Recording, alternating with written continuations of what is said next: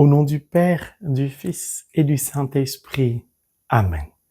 Que la paix et l'amour de notre Seigneur Jésus-Christ soient toujours avec nous, mes frères et mes sœurs, dans la foi chrétienne. Je suis plongé dans une joie divine, une allégresse mariale pour ce que Dieu m'a donné de vivre au cœur de ce monastère. C'est pourquoi je voudrais lui témoigner de ma gratitude infinie. Lui qui, aux côtés de ma sœur Marie-Madeleine de Jésus-Christ, nous a abreuvés de connaissances, de savoir. Lui qui a été dans les moindres détails de notre vie, de notre séjour au cœur de ce monastère. Mon frère, ma sœur, Dieu nous aime d'un amour infini, d'un amour que vous ne pouvez pas imaginer. Cet amour emmène Dieu à scruter notre vie dans ses moindres détails, parce que Dieu n'a qu'un seul désir, c'est de nous combler dans les moindres détails de notre vie. Pour cela, il prête attention à nous. Est-ce que cela est réciproque?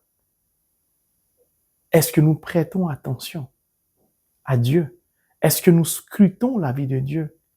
Est-ce que nous essayons de combler le cœur de Dieu dans ses moindres détails?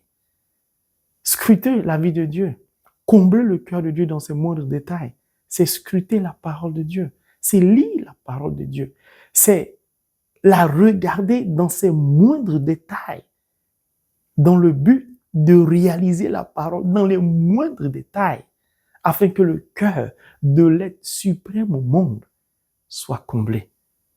Mon frère, ma sœur, nous devons faire des efforts pour aimer Dieu de tout notre cœur. Je recommence.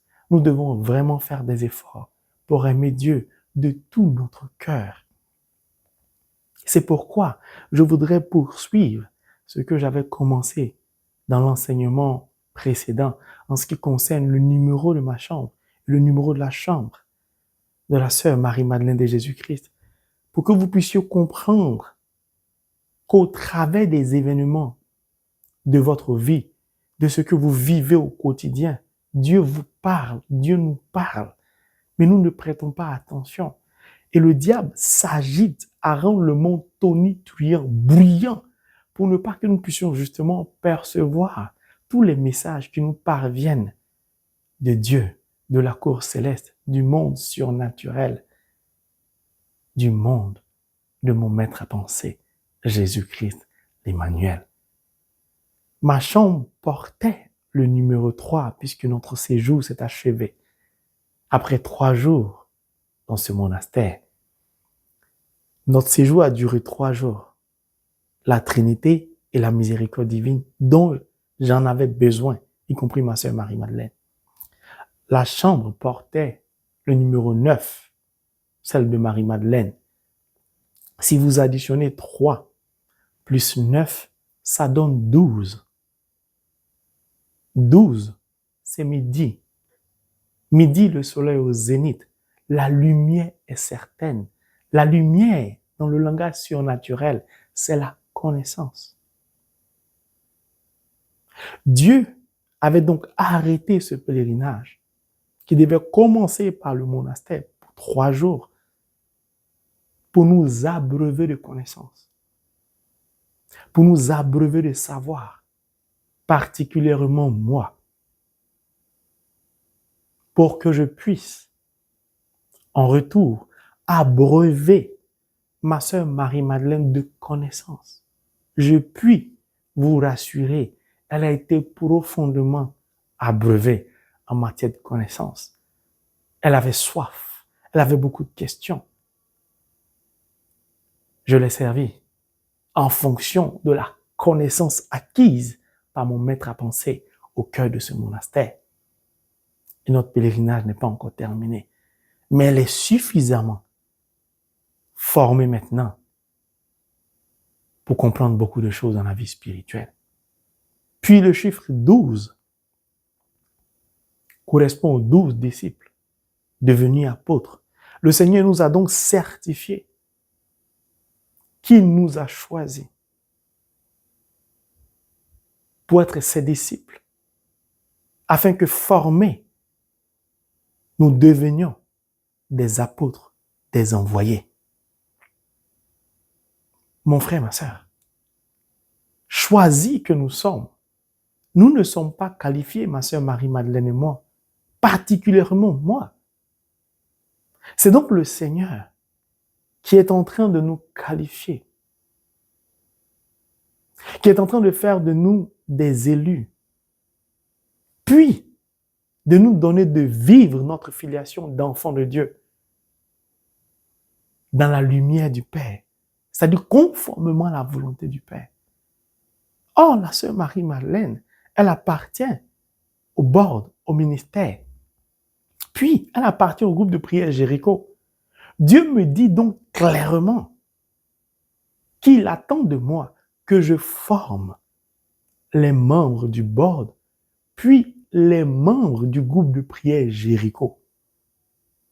Car au travers des membres du groupe de prière Jéricho, Dieu va choisir beaucoup d'entre les membres pour les envoyer comme des apôtres. Tout ça à partir des numéros de notre chambre.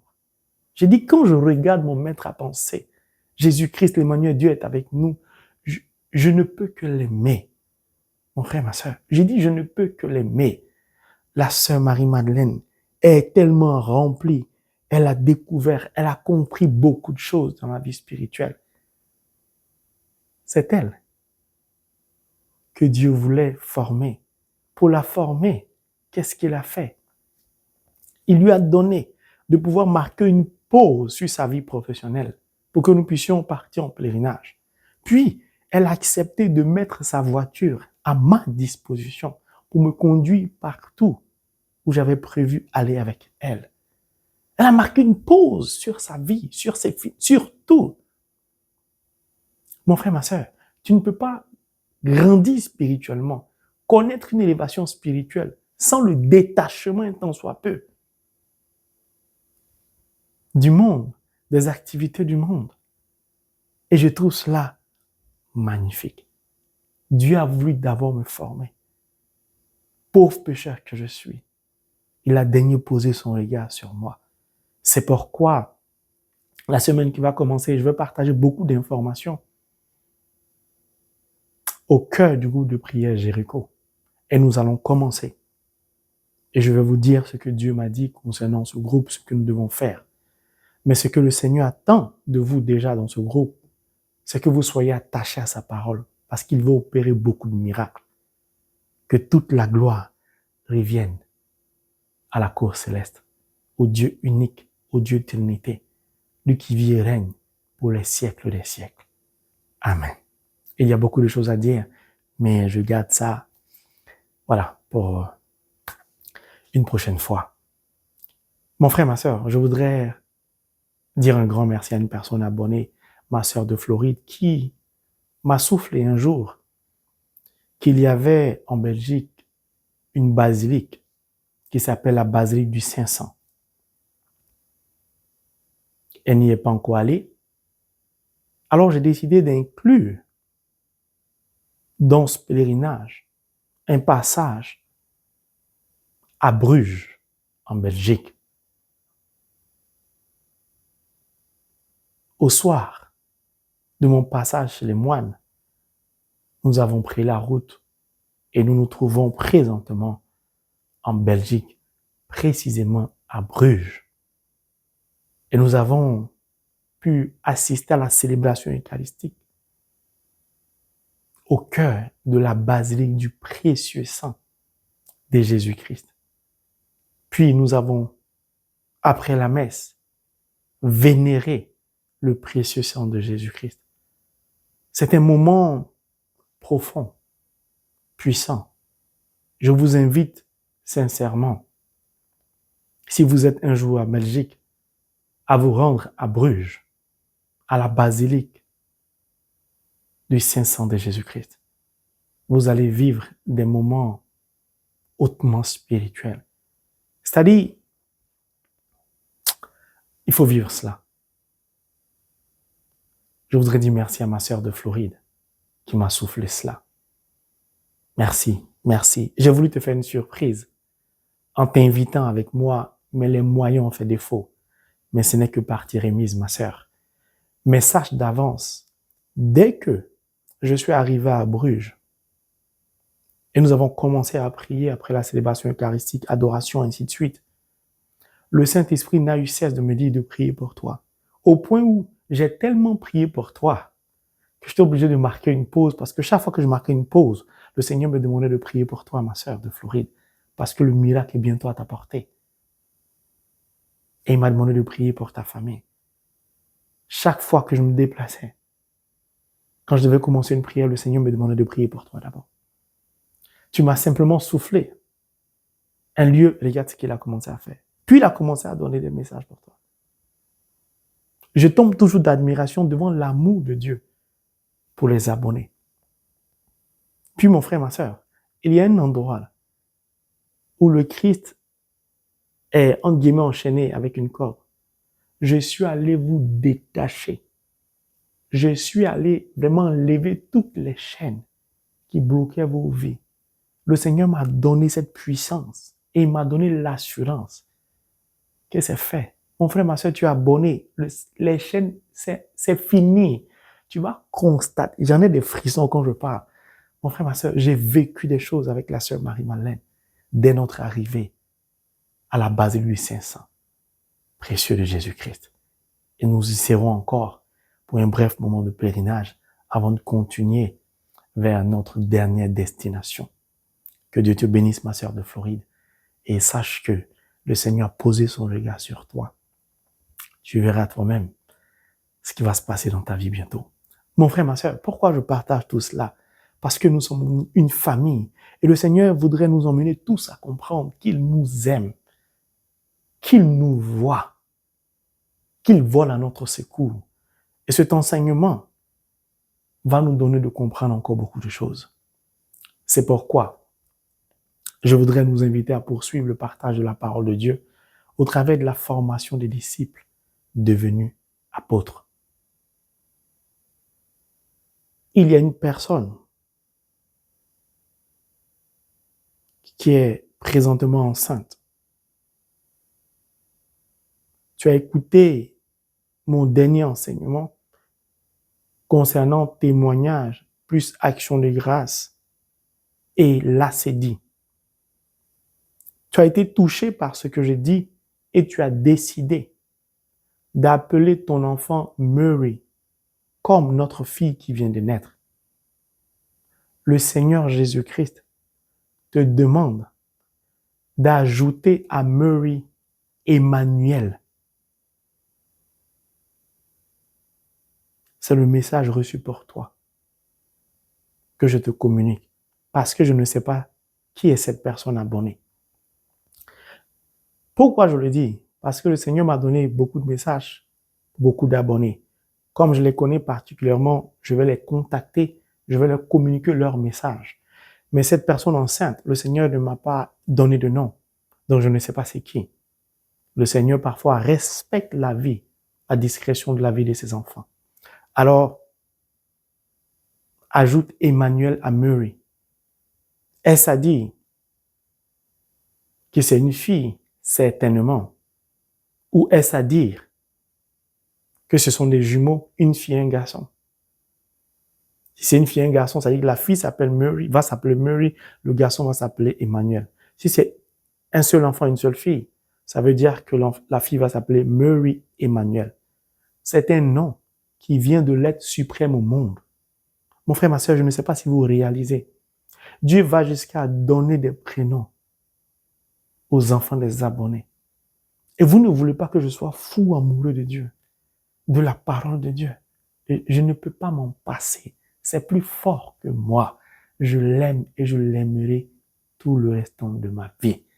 Alors, nous commençons l'enseignement. Nous allons prendre pour cela le livre de Saint Matthieu, chapitre 17, le verset 15, que vous êtes censés connaître maintenant par cœur, tant ce verset est riche, qui dit, et je cite, « Seigneur, aie pitié de mon fils, Il est lunatique et souffre beaucoup.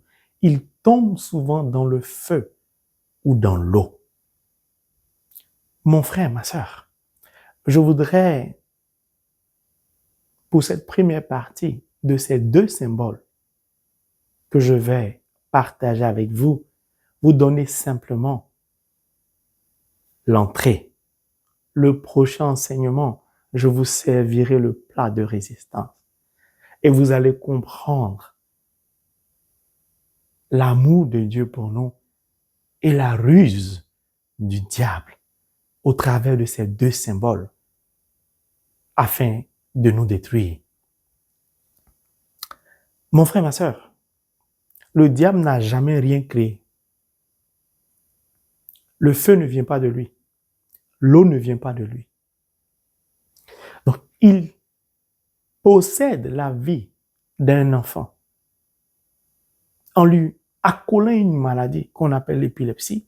Au travers de cette maladie, il pousse l'enfant à tomber dans le feu ou dans l'eau. J'ai déjà parlé de souvent.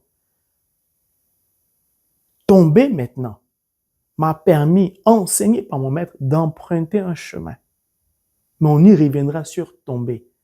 C'est pourquoi tout à l'heure je parlais de scruter la parole de Dieu.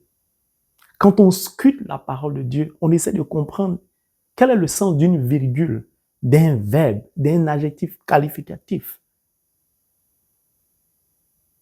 Et on découvre des chemins de connaissances inouïes. Mais je voudrais vous servir une entrée pour vous préparer au vrai repas. Souvent, en Europe, en Amérique, un peu partout dans le monde, en été, il y a des incendies, des forêts qui brûlent, des maisons qui brûlent.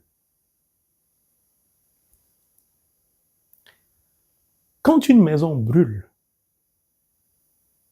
bien évidemment, nous appelons les sapeurs-pompiers qui viennent avec leurs camions pour répandre de l'eau sur la maison qui brûle afin de maîtriser le feu, d'éteindre le feu, d'étouffer le feu, de refroidir la maison pour ne pas que le feu se propage.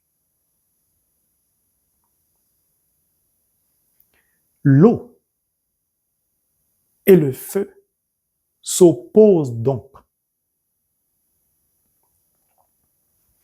Comment le diable peut-il utiliser deux symboles qui s'opposent? D'autant plus que le diable ne peut pas s'opposer à lui-même, se diviser lui-même. Ça paraît contradictoire. Ça donne l'impression que le diable nous veut du bien. Parfois, hélas, ce n'est pas vrai. Le diable ne nous veut pas, mais ne nous voudra jamais et au grand jamais du bien. La seule personne qui nous veut du bien, qui nous aime, c'est l'être suprême au monde, qui nous a témoigné de son amour au travers de la vie de son Fils unique, Jésus-Christ, qu'il a donné en sacrifice pour que nous soyons libérés justement de l'emprise du diable sur nous. Alors pourquoi le diable utilise deux éléments qui s'opposent dans la vie de cet enfant, au travers de cet enfant dans notre vie?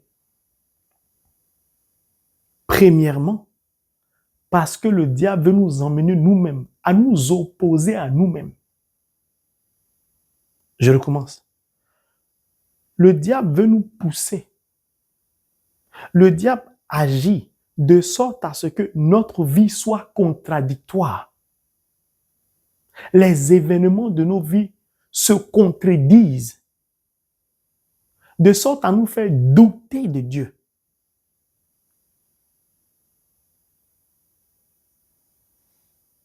C'est juste l'entrée. Donc je vais parler d'un point, un point très important qui fatigue beaucoup de chrétiens. qui est une corde, une chicotte que le diable utilise pour nous chicoter. Parce qu'il sait que cette corde-là nous impacte très vite. Oui, le diable connaît la parole de Dieu. C'est un ange déchu. Il était auprès de Dieu. Je parlerai de lui. Vous allez comprendre beaucoup de choses. Alors revenons au feu et à l'eau qui s'oppose. Quand une maison brûle, que les pompiers ont fini de refroidir le feu, la maison, la chaleur, maîtriser le feu, qu'est-ce qui se passe? Nous constatons les dégâts dans la maison. Parfois, soit tout a brûlé, une partie a brûlé, il y a des pertes. Si nous prenons une forêt, des centaines d'hectares brûlent chaque année quand il y a l'été ou la canicule. Les pompiers sont déployés.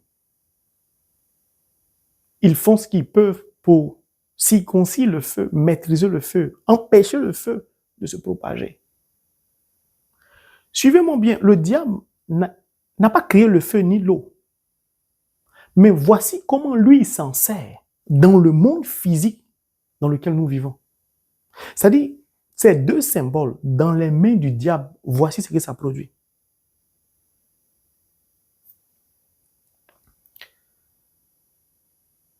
La forêt qui a brûlé, lorsque le feu a été maîtrisé, tout est fini. Mais cette forêt-là, pour se reconstituer, pour renaître de ses cendres, a besoin de temps. Il faut au minimum entre 30 à 40 ans pour qu'elle retrouve sa beauté dans le temps, sa saveur, pour qu'elle redevienne normale. La maison qui a brûlé, il faut bien débarrasser ce qui a brûlé. Il faut nettoyer cette maison de tout ce qui a été calciné, de tout ce qui a été brûlé. Il faut jeter. Il faut faire un inventaire avant de commencer à penser à comment reconstruire ce qui a brûlé ou changer complètement de maison, déménager.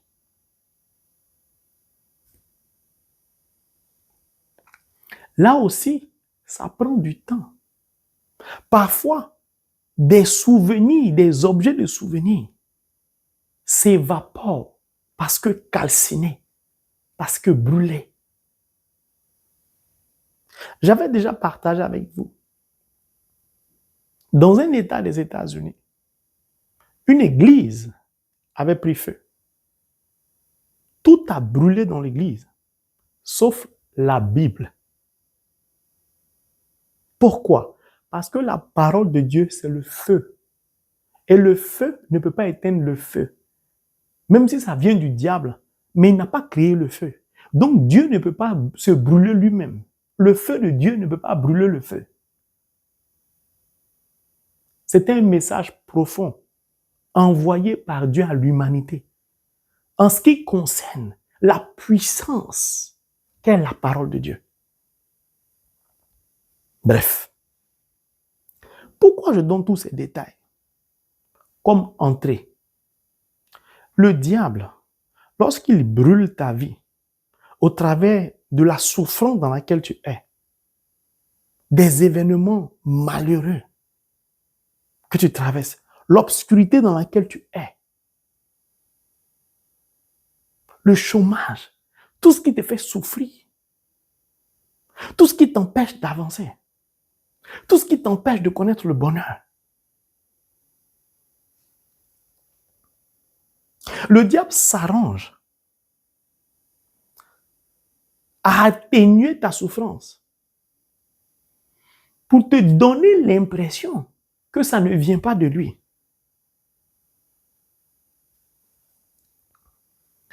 Je prends un autre exemple d'une souris. Lorsque la souris, vous dormez, commence à manger le bout de votre pied, et qu'elle a mangé la chair et qu'elle touche une partie très sensible qui automatiquement va vous pousser à vous réveiller et que vous commencez à bouger, la souris commence à souffler pour vous endormir, pour vous donner l'impression que le mal que vous avez ressenti subitement, c'était dans votre rêve. C'était juste une impression, c'était subjectif, alors que c'est réel, c'est objectif. Si vous ne vous réveillez pas, il va prendre l'autre doigt de pied. Donc, en soufflant, il fait quoi? Il refroidit votre souffrance. Comme la maison qui a brûlé, comme la forêt. Quel est le but de cela? C'est de refroidir votre réveil spirituel. C'est de refroidir votre baptême. Comment? Mon frère dans la vie, ma soeur, souvent quand tu souffres, qu'il y a un moment où tu es fatigué de la souffrance, on n'a qu'à se dire la vérité. Mon ami Agou a été clair, mon ami de classe. Si tu ne me bénis pas, je suis tenté d'aller voler. Si tu me bénis trop, je vais t'oublier. Donc parfois la souffrance, le diable se déchaîne tellement sur nous que nous sommes fatigués. Fatigués, nous crions à Dieu, Seigneur, tu es où même? Comme si Dieu était responsable. Je parlerai toujours de moi, c'est comme ça que je faisais avant. Franchement, ne m'imitez pas. Seigneur, tu es où? Seigneur, je suis fatigué. Ça suffit trop, c'est trop. Ce que je peux faire pour m'en sortir, je vais le faire. Comme si Dieu était responsable. À ce moment précis, le diable commence à comprendre que vous voulez vous réveiller spirituellement. Alors qu'en vous faisant tomber dans le feu, il brûle votre vie, il détruit tout, puis après vous faites tomber dans l'eau, il refroidit le mal qu'il vous a fait. Pour ne pas que vous puissiez vous poser des questions, pour qu'il prolonge votre souffrance. En faisant cela, il vous donne l'impression que votre vie est tellement enchaînée, elle tourne tellement en rond qu'il n'y a aucune possibilité de sortie pour vous. C'est-à-dire que la souffrance a duré tellement d'années, vous êtes désespéré, vous pensez au suicide, à tout et à n'importe quoi, parce que vous vous dites, mon âge a trop avancé, il n'y a plus rien à faire. Pourtant, Abraham a été appelé à plus de 70 ans. Il n'a pas dit, je suis à la retraite. C'est comme ça. Or, il y a toujours une porte de sortie. Il a dit, je suis la porte. La seule porte de sortie, quelles que soient tes difficultés, mon frère, ma soeur, c'est Jésus-Christ de Nazareth. C'est la parole de Dieu. Holy Bible, the word of God. Le diable a pour mission de t'empêcher de regarder vers cette porte, d'emprunter le chemin de la porte et de l'ouvrir. Car si tu ouvres la porte, tu vas vouloir passer. Lorsque tu passeras cette porte, tu comprendras que tout ce que tu vivais, c'est lui. Donc, démasqué, il n'aura plus de pouvoir sur toi. Son but est donc de te refroidir chaque fois que tu veux te réveiller. C'est pourquoi vous allez voir des chrétiens qui zélés vous dire, « je suis fatigué de ma situation, maintenant, jeûne, prière. » Et puis, au bout d'une semaine, un mois, leur soif de lire la parole, leur désir d'aller à la messe tous les jours, les programmes qu'ils ont fait pour dire, maintenant, une fois par semaine, au-delà du dimanche, je vais à la messe. Ça s'écoule un coup comme ça. Le diable les refroidit tout de suite. Tu ne dois pas voir Jésus. Tu dois te dire que Dieu t'a oublié. C'est ce que le diable souhaite. Il te pousse dans tes derniers retranchements pour que tu te dises, Dieu m'a oublié si tu es chrétien baptisé. Qu'est-ce qu'il va faire? Si je veux parler concrètement, pour te refroidir, désespéré d'une situation, il va pousser ses agents vers toi. Pour que tu aies la solution à un de tes problèmes. Je dis bien à un seul de tes problèmes. Il va s'arranger pour opérer, entre guillemets, un faux miracle dans ta vie. Pour te confondre, pour t'opposer à toi-même. Je vais vous expliquer.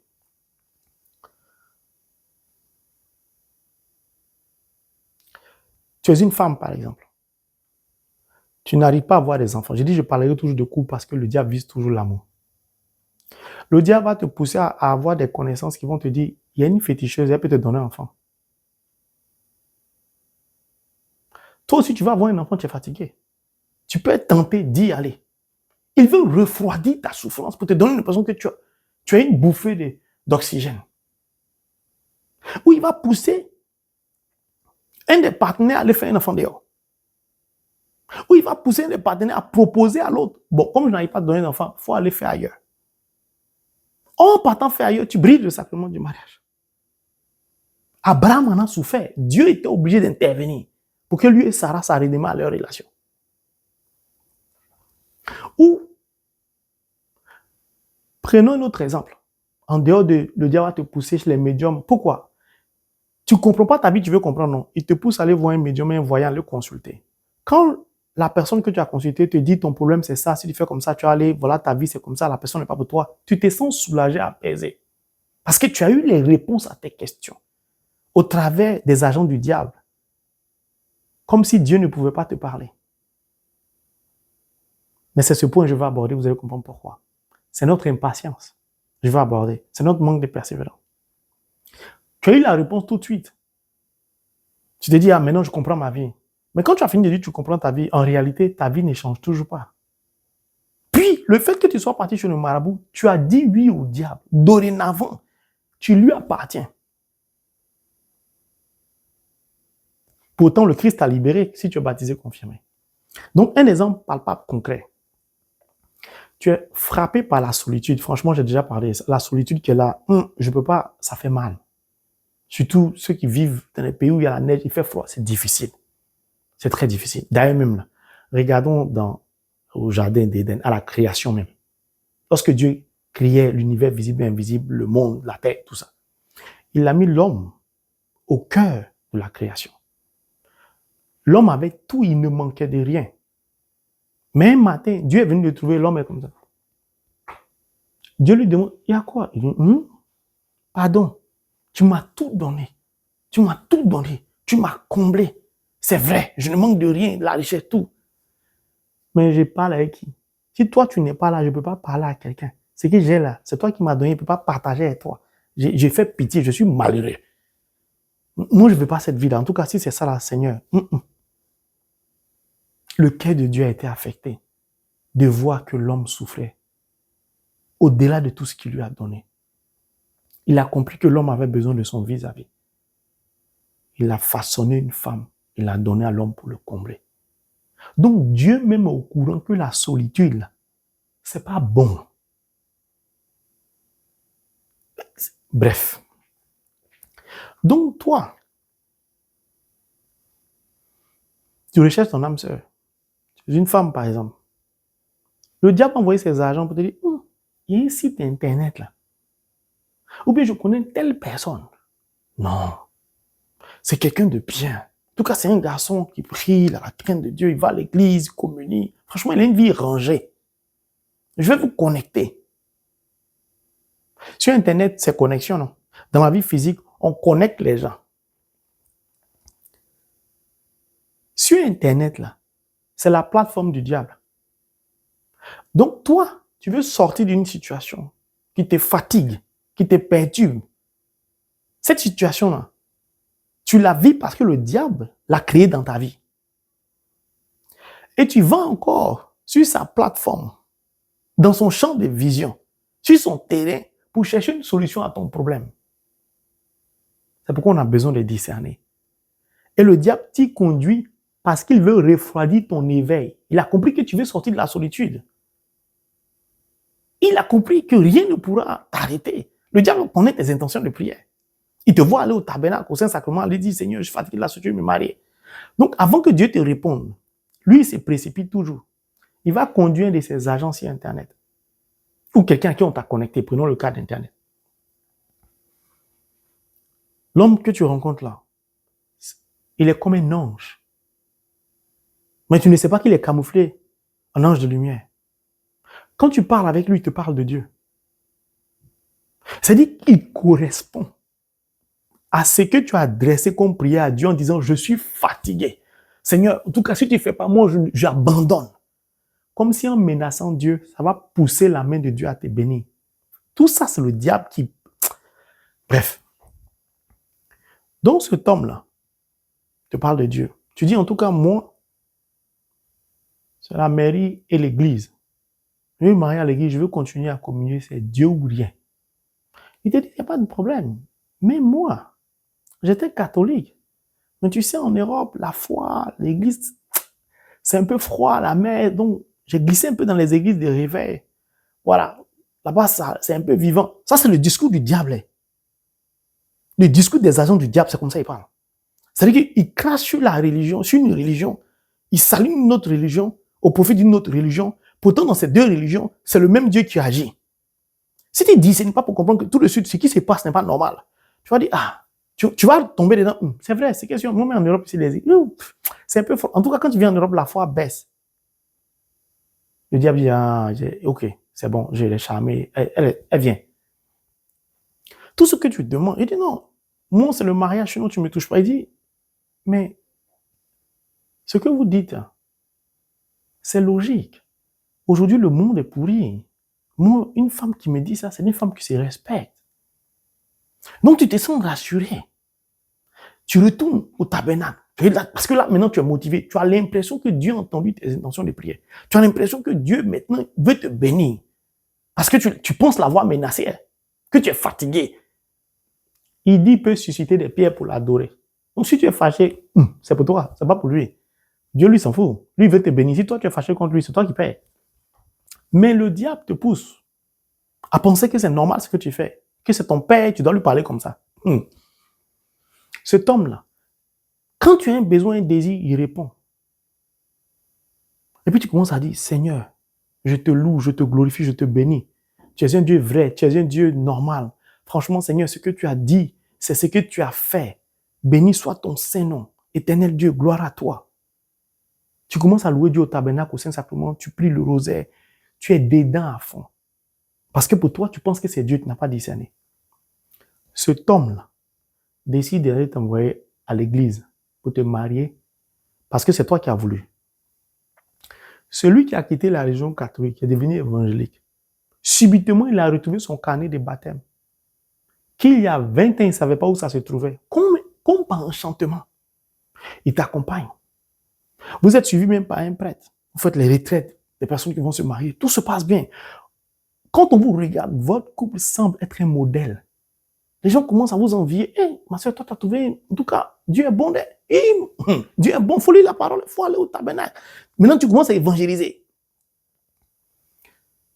Vous avez fini de vous marier à l'église. Non?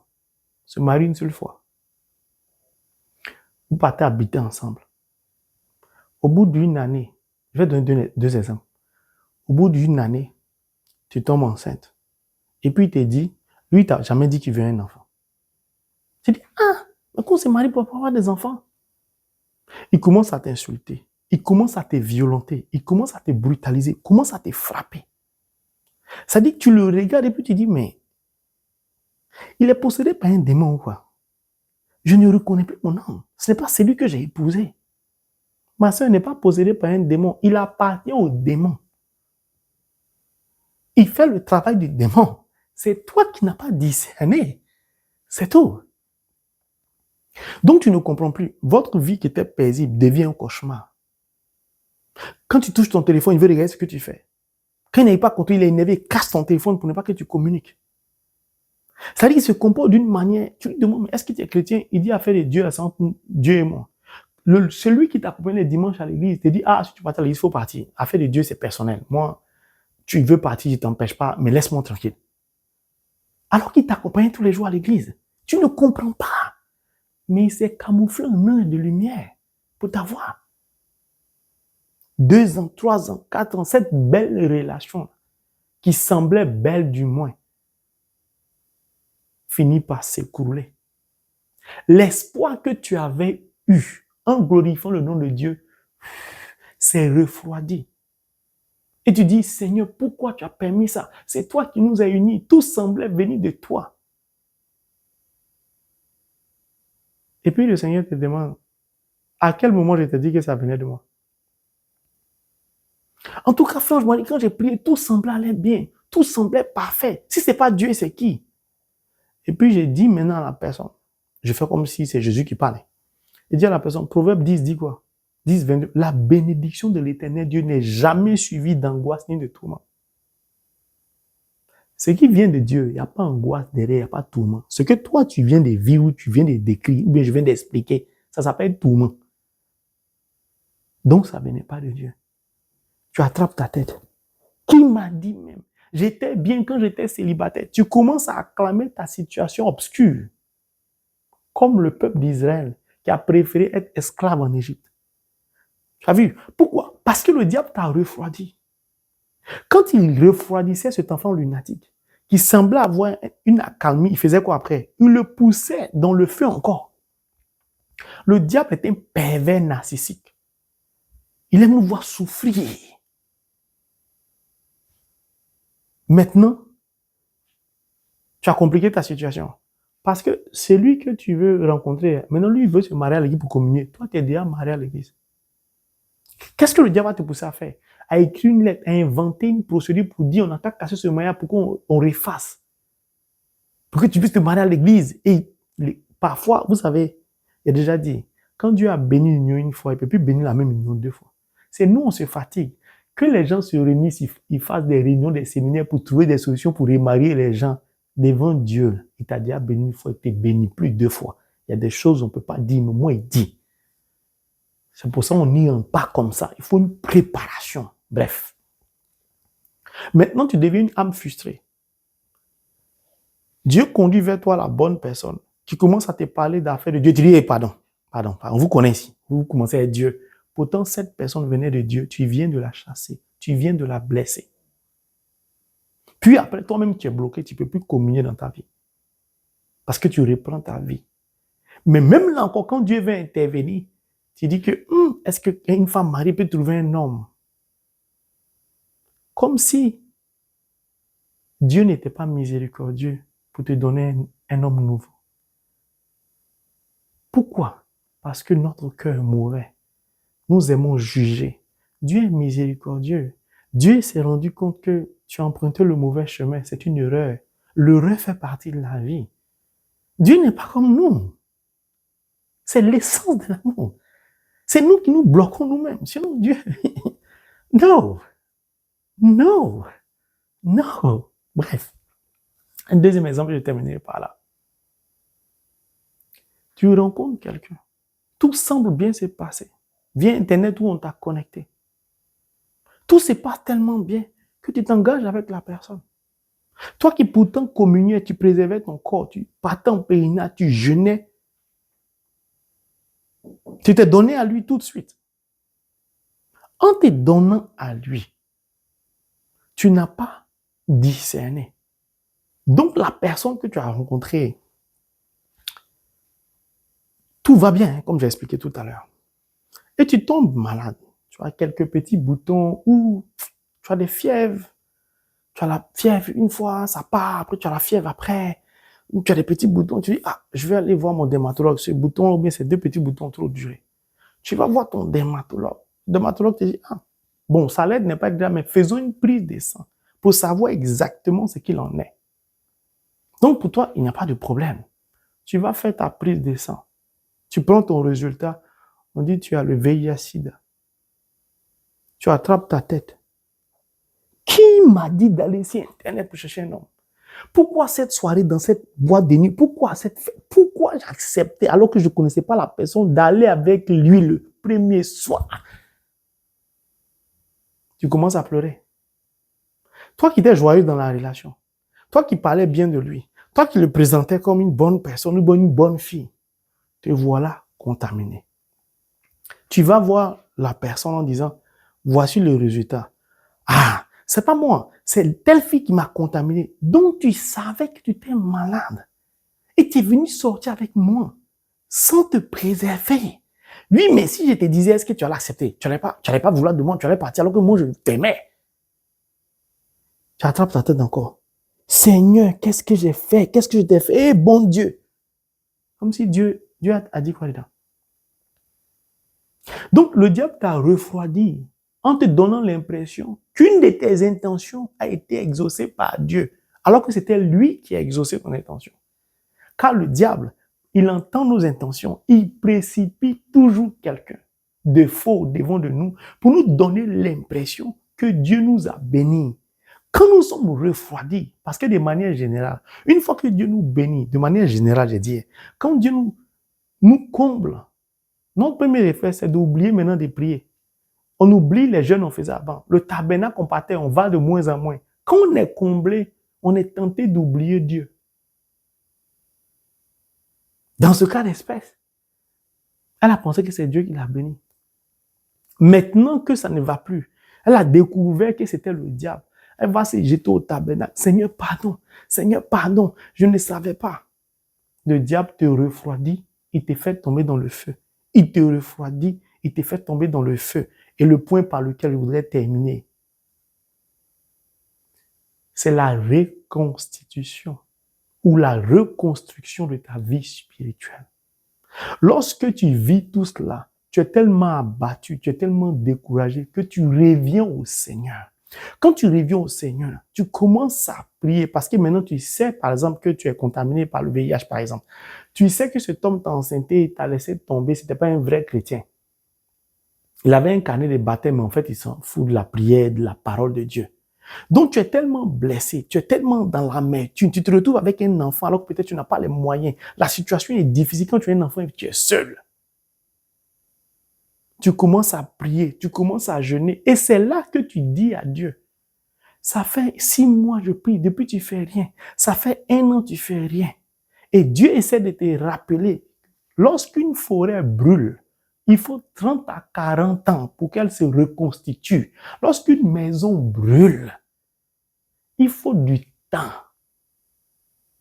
C'est toi qui n'as pas discerné. C'est toi qui t'es trompé de chemin. L'erreur vient de toi. Donc, quand tu viens à moi, il faut avoir l'humilité de solliciter ma miséricorde. Puis, quand je t'accorde ma miséricorde, là, donne-moi le temps de reconstituer ta vie spirituelle, de te rendre fertile à nouveau, de rendre ta terre fertile pour ne plus jamais qu'un mégot de cigarette brûle la forêt, pour ne plus jamais que le diable puisse t'avoir.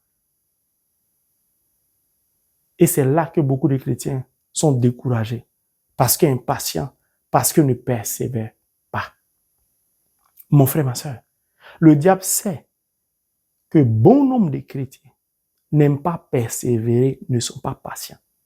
Or, Dieu a créé l'univers invisible et visible. Il a donc établi des règles surnaturelles qui régissent le monde invisible et le monde visible. Le planteur de cacao sait qu'il a beau être un chrétien qui prie, qui jeûne, il faut minimum 5 ans, 7 ans ou 10 ans pour que le cacao qu'il a sémé puisse donner du fruit pour qu'il récolte. Ce n'est pas parce qu'il va faire 40 jours de jeûne, il va aller en pèlerinage, qu'au lieu de 5 ans, 7 ans ou 10 ans, Dieu va faire ça en 5 mois, 6 mois. Ce n'est pas vrai. Dieu ne fait pas ça. Pourquoi? Ce n'est pas que Dieu n'est pas capable de faire ça. Mais si Dieu fait ça, il se contredit lui-même et il viole ses propres lois surnaturelles. Or, Dieu est un Dieu de justice, est un Dieu d'amour. L'amour n'aime pas le faux. L'amour n'aime pas la falsification. L'amour, c'est le respect des règles surnaturelles. De ce fait, Dieu a obligé lui-même d'appliquer ses lois surnaturelles sur ces enfants que nous sommes, par amour, alors qu'il n'est pas à l'origine de notre souffrance. Donc, quand il prend le temps de nous réparer, afin de nous bénir, si Dieu, la forêt a brûlé, si Dieu ne rend pas cette terre fertile, comment la forêt va se reconstituer? Le diable t'a eu, il t'a brûlé plusieurs fois, il t'a refroidi, il t'a brûlé, il t'a refroidi. Maintenant, Dieu te dit, tu n'as pas su discerner, mais voici d'où vient ton mal. Il te révèle d'où ça vient. Puis il te dit maintenant, laisse-moi. Tu t'es donné au diable, tu lui appartiens. Laisse-moi te reconstituer. Laisse-moi utiliser le sang de l'agneau pour te laver, pour te régénérer, pour te restaurer, pour te rendre fertile à nouveau, pour que ta terre puisse donner. Comme ça, tu n'as plus besoin de crier à moi. Tu veux quelque chose, tu l'obtiens par ta prière ou au travers de ta prière en utilisant le Saint-Nom de Jésus.